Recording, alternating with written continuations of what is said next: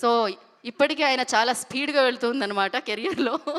But one of the senior most journalist Nagendra Kumar గారిని వేదిక మీద రాస్తుందిగా బైకర్ గురించి మాట్లాడుతుందిగా కోరుకుంటున్నాము.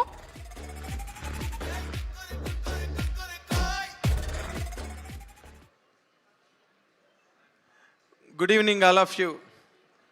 బైకర్ పర్వాలేదు, సినిమా ఒక యావరేజ్ రేంజ్లో.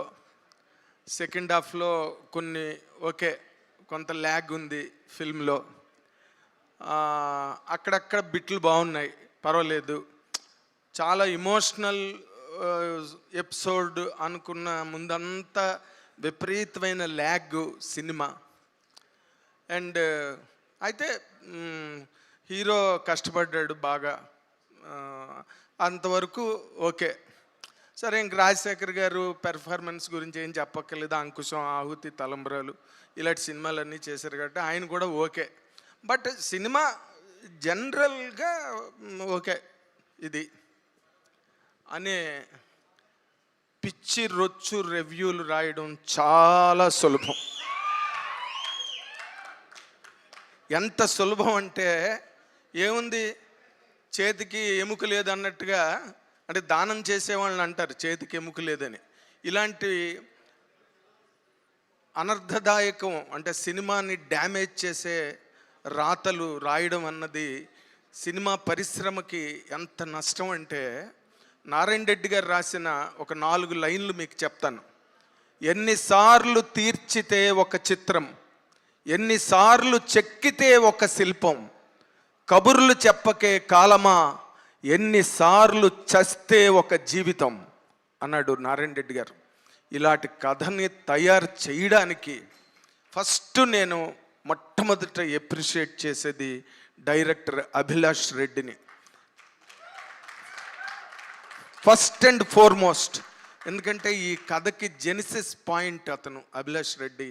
ఈ కథను ఒప్పించడానికి, కథను ఈ విధంగా తయారు చేయడానికి అతను ఎన్ని థాట్స్ను దాటి, ఎంత కన్సెప్షన్ని దాటి ఇలాంటి కథ వరకు రాగలిగాడు. ఎందుకంటే ఇది first of it's kind film in Indian cinema అని అంటున్నారు ఇప్పుడు ఈ రోజున. అది మోటోక్రాస్ కైండ్ ఆఫ్ ఫిల్మ్లో. అండ్ సరే, మా ఇందాక నేను చెప్పినట్టుగా పిచ్చిరొచ్చు రాతలు ఉన్నాయి కదా, దంగల్లాగా ఉంది, ఆ ఇన్స్పిరేషన్ ఉంది, ఇమిటేషన్ ఉంది.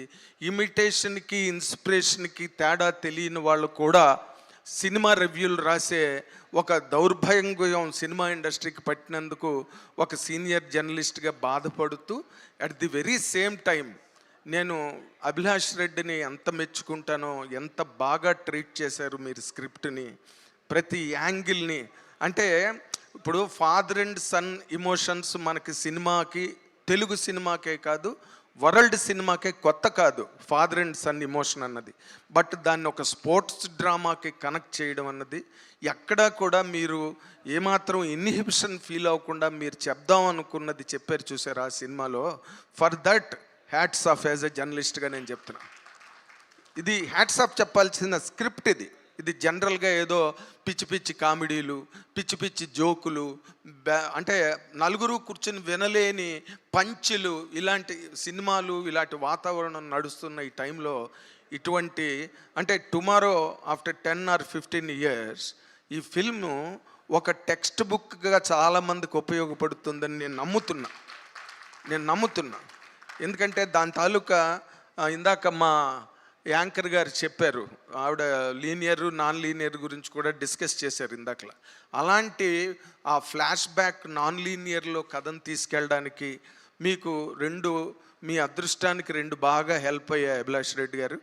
ఒకటి, మన శర్వానంద్ నిజంగా నిన్ను నువ్వు ఎంత చెక్కుకున్నావంటే నిజంగా చాలా కష్టం.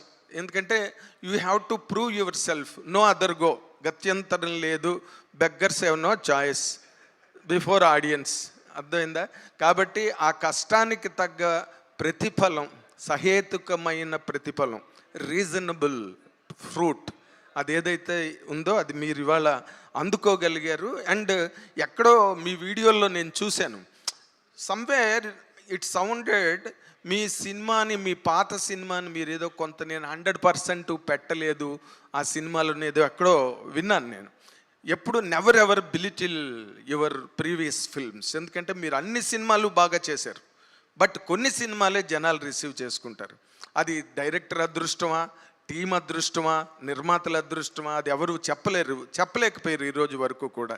మేరా నామ్ జోకర్ లాంటి సినిమా చేసిన రాజ్ కపూర్ గారు కూడా ఒక రోజు రోడ్ల మీదకి వచ్చి మెడ్రాస్ దోస్త్ తినడానికి డబ్బులు లేక అరువు తిన్న రోజులు ఈ సినిమా ఇండస్ట్రీ చూసింది. కాబట్టి మీరు అన్ని సినిమాలకి మంచి ఎఫర్ట్ పెట్టారు. కాకపోతే మీకు టైలర్ మేడ్ క్యారెక్టరు ఈ రోజున ఈ జంజీ అన్నది ఏదైతే ఉందో దానికే షాక్ ఇచ్చారు మీరు. ఎందుకంటే ఎలా ఉండాలి అన్నదాన్ని మీరు రిలీజ్ చేసిన వీడియోలో మీరు ఎంత కష్టపడ్డారు, తలకిందులుగా ఎలా తపస్సు చేశారు ఈ క్యారెక్టర్ని పండించడానికి. ఫ్యాంటాస్టిక్. ఒక్కొక్క సీను రియల్గా ఒక actor becoming a character is always a difficult process, and at the very same time it is a championship also. దానికి ఛాంపియన్షిప్ కావాలి ఒక క్యారెక్టర్గా యాక్టర్ మారిపోవాలంటే. దానికి హాలీవుడ్లో అయితే 2 ఏళ్ళు 3 ఏళ్ళు ఆ క్యారెక్టర్లా తిరుగుతూ ఉంటారు బజార్లో. అలా కాకుండా మీరు ప్రైవేట్గా మీరు చేసిన కసరత్తు అవన్నీ కూడా you are a very good actor. కాకపోతే ఆ ఎమోషన్స్ని, ఆ బ్లెండ్ని కరెక్ట్గా బ్యాలెన్స్ చేయగలిగిన డైరెక్టర్ మీకు దొరకడం అన్నది మీ అదృష్టం ఈ రోజున. So you must be very grateful to the director 100%. ఇంక నేను రాజశేఖర్ గారి గురించి ఏ మాట నేను చెప్పినా ఆయన స్థాయిని తగ్గించిన వాడిని అవుతాను. ఎందుకంటే ఎన్నిసార్లు ప్రూవ్ చేసుకుంటారు ఆయన యాక్టర్గా, ఎన్నిసార్లు ఆహుతి, అంకుశం, తలంబరాలు ఒక సినిమా కాదు. ఆయన he's remembered more a performer than a hero. అది చాలా గొప్ప కితాబు. మంచి గొప్ప పెర్ఫార్మర్ అనిపించుకోవడం అన్నది చాలా కష్టమైన విషయం. దాన్ని మీరు ప్రతి సినిమాలోని సాధించారు. అది మీరు ఇప్పటివరకు మీరు ఏదైతే అచీవ్ చేశారో ఒక పెర్ఫార్మర్గా, అదంతా ఈ రోజున ఈ క్యారెక్టర్కి చాలా గొప్పగా హెల్ప్ అయిందండి. లేకపోతే నేను ఇంకొకరిని ఆ క్యారెక్టర్లో నేను ఊహించుకోలేను. అండ్ నా అవస్థే డైరెక్టర్ కూడా పడి ఉంటాడు, ఇంకెవరిని ఊహించుకోలేక ఆఖరిని మిమ్మల్ని ఆశ్రయించాడని నేను అనుకుంటున్నా. ఎందుకంటే అంత గొప్పగా, లేకపోతే వెంటనే బొంబాయి టికెట్ కొనుక్కుని బొంబాయి వెళ్ళిపోయి ఎవడో తెలుగు రాడిని తీసుకొచ్చేసి డబ్బింగ్లు చెప్పించకుండా is very very wise enough to choose you for that character. ఇన్ని రకాలుగా సక్సెస్ అయ్యి డైరెక్టర్ అంత సక్సెస్ సాధించినప్పుడు ప్రతి క్యారెక్టరు సినిమాలో సక్సెస్ అయి తీరుతుంది.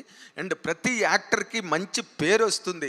ప్రతి వాళ్ళు అంటే ఎంత తిడదామనుకుని చెయ్యి దురద నోటి దురద ఉన్న వాళ్ళు కూడా ఎక్కడో మీరు పడ్డ కష్టాన్ని మాత్రం కించపరచలేకపోయారు. ఆ మేరకు మీరు వాళ్ళని కూడా పడుకోబెట్టేశారు.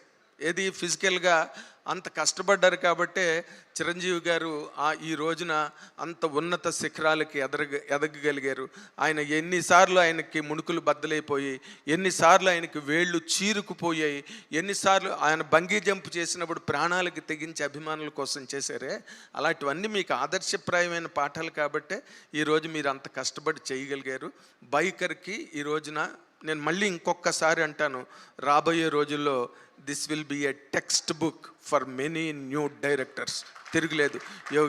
You have given delivered a masterpiece. And Malavika Nair, to against her image you looked very glamorous and with all oomph and fantastic. ఆ సాంగ్లో చాలా బాగా కనిపించారు. అవసరం కూడా కమర్షియల్ థియేటర్కి అది చాలా అవసరం. You have done. Abhilash Reddy అది కూడా మిస్ అవ్వకుండా దాన్ని కూడా కంప్లీట్ చేశాడు. ఆ యాంగిల్ని కూడా కంప్లీట్ 360 degrees ఫిల్మ్ ఇది. కాబట్టి today people are receiving in such a way. All the very best. ఇలాంటి సినిమాలు శర్వానంద్ ఇంకా చెయ్యాలి. అండ్ మోర్ ఇక మీదటి కూడా చాలా ఛాలెంజింగ్ క్యారెక్టర్లను తీసుకుని చెయ్యండి. ఏది చేసినా don't take the projects easily. ఎందుకంటే మీకు ఆ పొటెన్షియల్ ఉంది, ఆ క్యారెక్టర్ రీచ్కి వెళ్ళగలిగే పొటెన్షియల్ ఉంది. కాబట్టి I wish you all the very best. God bless you with many more landmarks and greatest achievements in coming all the years. Thank you very much. Thank you Nagendra Kumar garu. Thank you. ఒక నిమిషం ఆగండి. I want to give you a big hug. మీరు ఎలా వచ్చారు? Thank you అండి. This means a lot. ఎందుకంటే sir చెప్పినట్టు ఇది ఓకే, అది ఓకే అని చెప్పడం చాలా ఈజీ.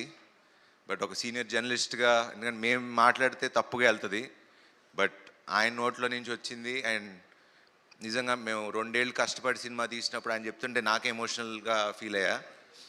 బికాజ్ 2 ఏళ్ళు కష్టపడి తీసి ఇలాంటి చిన్న చిన్నవి ఉండొచ్చో ఉన్నాయో లేవో నాకు తెలియదు కానీ we made the best film and thanks for supporting sir. It means a lot. So I just fell like hugging you. Thank you. One more hug అడిగారా మీరు ఇప్పుడు ఫోటో కోసం? Nagendra Kumar garu, thank you so much.